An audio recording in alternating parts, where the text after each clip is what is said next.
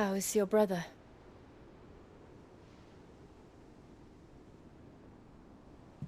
Asleep since I returned from the Dominion. Taya says he should be back on his feet soon enough. For a while, at least. She discovered something on his chest. A swelling, circled in stone. The curse.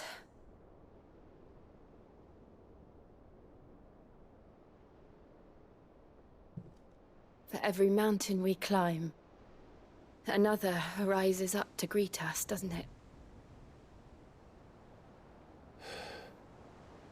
It's never ending.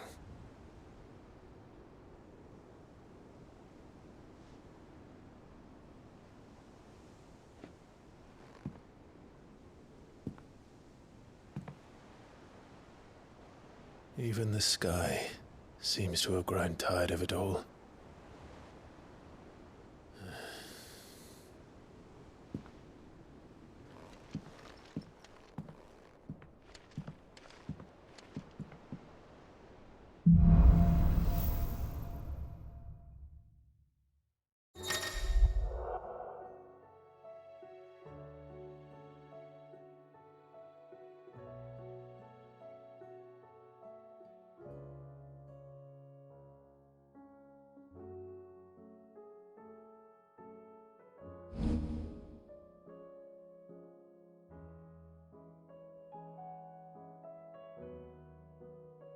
Taya won't be happy if I disturb Joshua. While he rests, I might as well see what Otter has to say.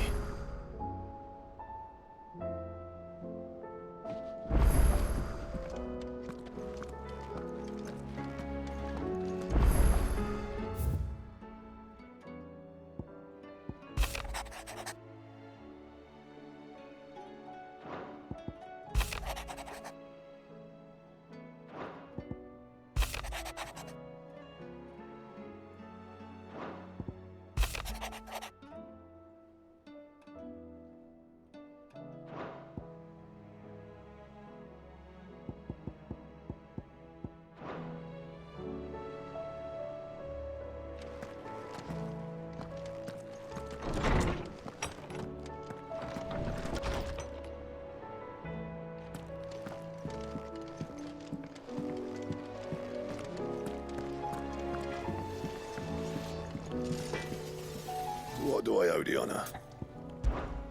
What do you want?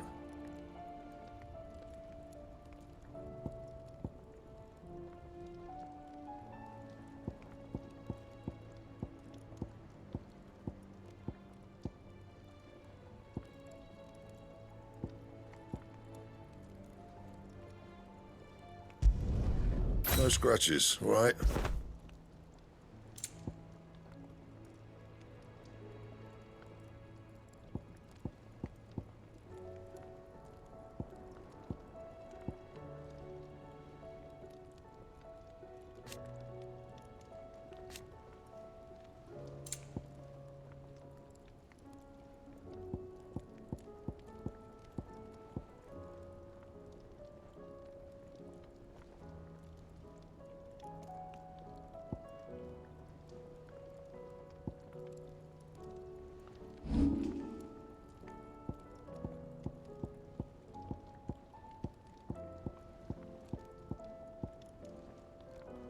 That it?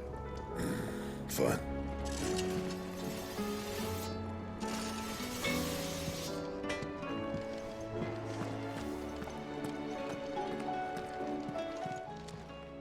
Aye, it's a dangerous world out there. Let's stock up one.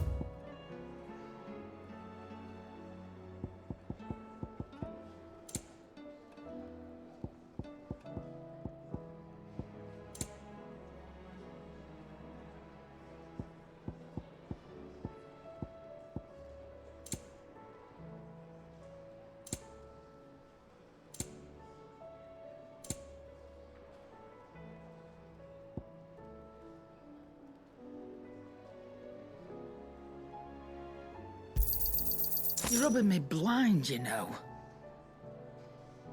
Come again. Or don't. I'm not much bothered either way.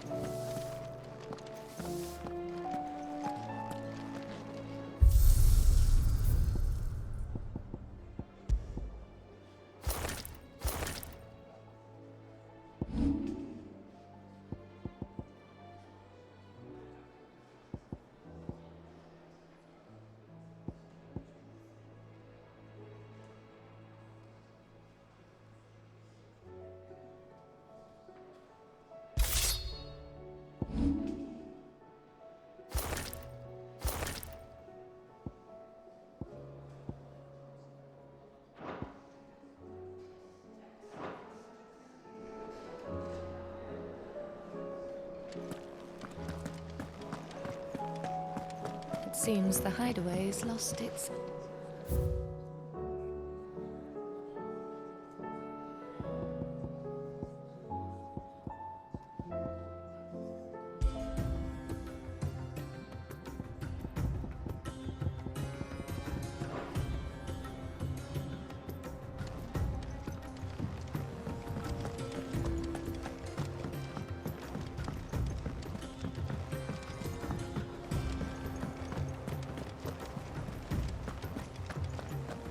Did you see that? Tell me you saw that.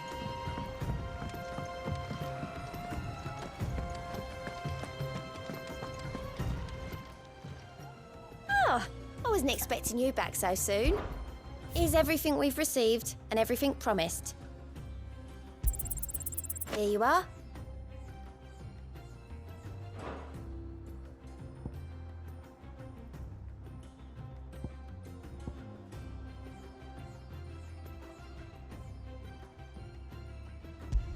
Best of luck out there, Sid.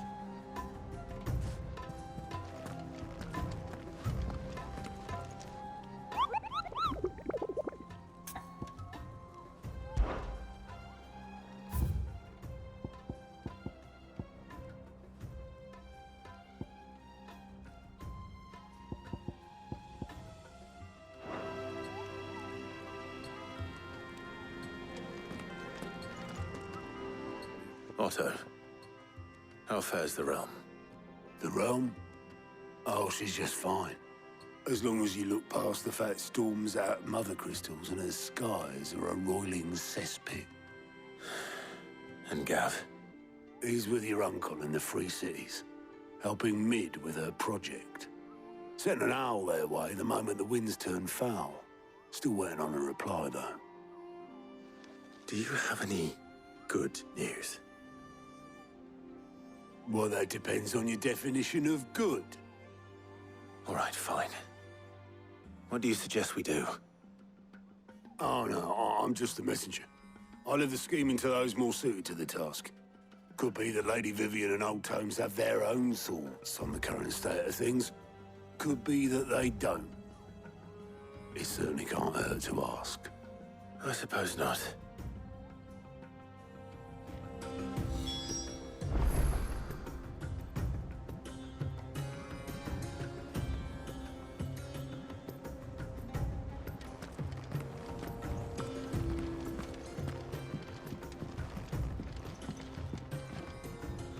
How is it that every one of your little excursions presages some inexplicable catastrophe?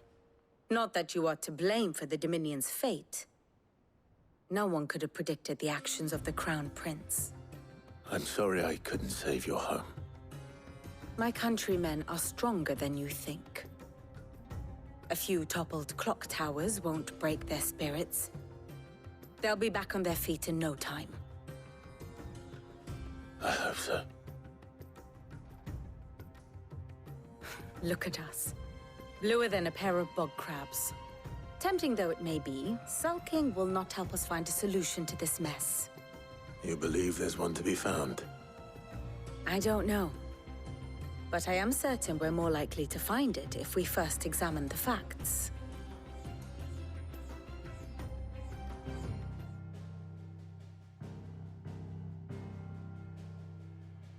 Beneath these darkened skies, fear and confusion reign over Valisthea.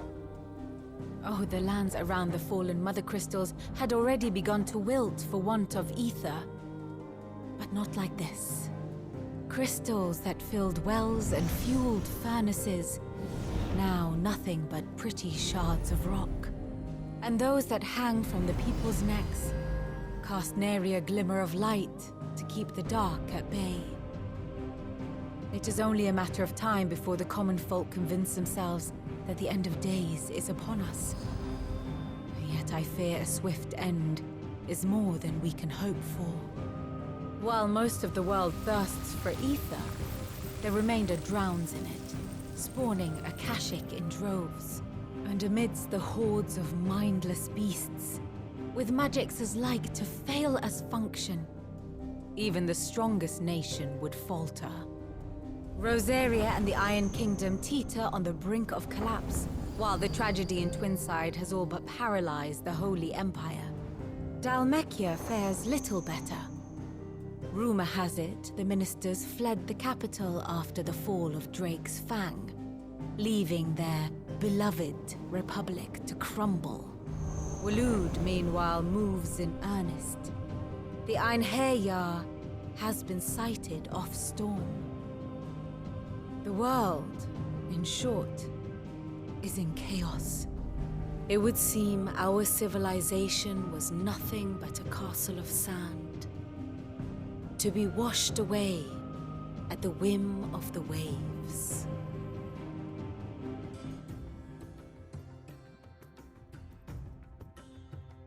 A castle of sand. Not my best flourish, but it seemed fitting. The reports I've received are considerably more blunt in their appraisal. Without the protection of their nations, it will fall to the people to defend themselves against those who would take what is theirs. Which is only ever going to end one way.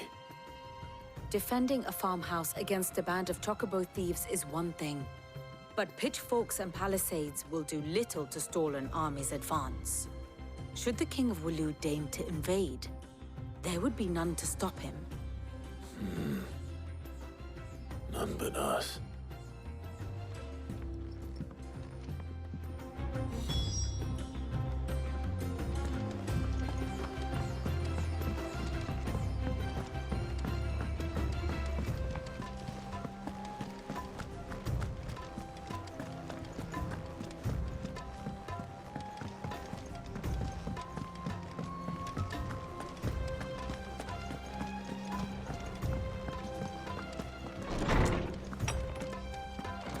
Is a storm coming, Sid? Will there be thunder? Let me guess. You're here about the skies. Is there anything you don't know, Lawsman? It doesn't take a court astrologer to augur the obvious. As for what has disturbed the heavens, that, I believe, is a question the Fallen might be better placed to answer than I. And on the 6th day did the gods tear the sun from the firmament, visiting darkness upon their prideful sons and daughters.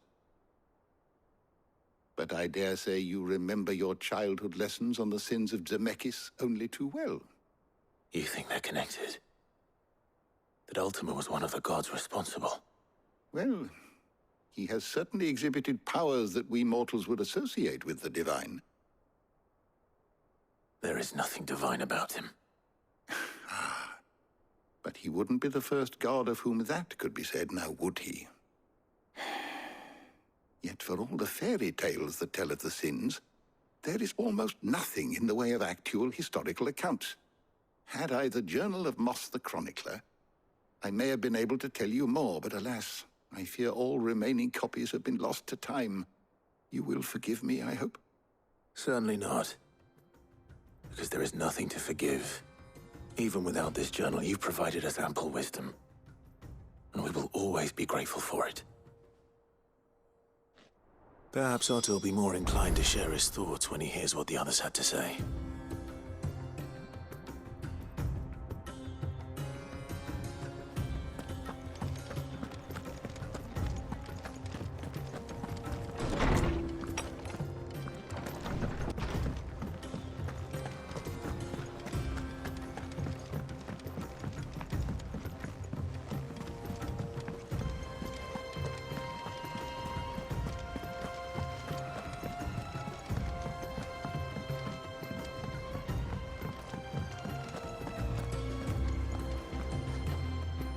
Clive, we have a problem.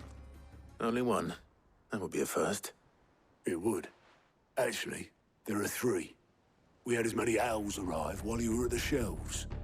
Martha's got a Kashik at her gates, and talk of monsters roaming the hills outside of Northreach has put the wind up Isabel and her lot. And don't forget Dalimil. Lubor says the village was raided by bandits. When it rains... It fucking pours. The curse breakers are spread thin, taking stock of the damage in the Dominion. And even if I could get word to all of them, I doubt they'd get here in time to make any real difference. Which means... there's only two people who can. Jill and I. Let them know we're on our way.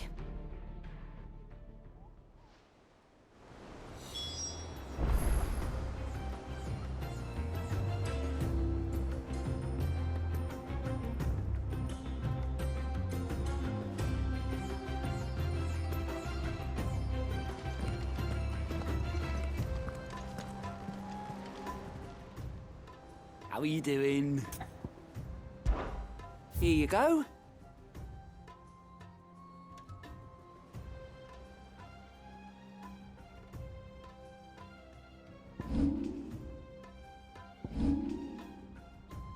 Always something in there.